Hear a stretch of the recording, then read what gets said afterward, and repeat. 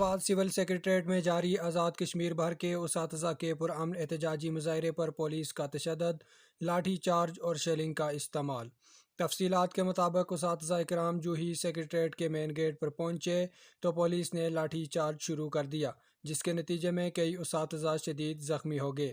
حالات کشیدہ ہونے کی وجہ سے روڈ بند ہو گئی، جس سے عوام کی مشکلات میں اضافہ ہوا۔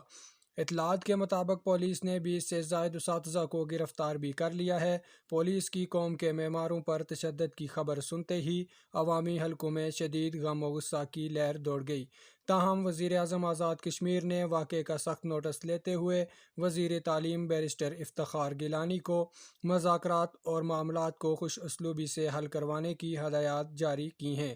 دوسری طرف ٹیچر آرگنائزیشن کے مرکزی صدر سردار سجاد نے ٹیچرز کی احتجاج کی کال سے لاتعلقی کا اظہار کرتے ہوئے احتجاج کی کال کو غیر آئینی قرار دے دیا، تاہم انہوں نے اساتذہ پر تشدد کی زبردست الفاظ میں مذمت کی ہے۔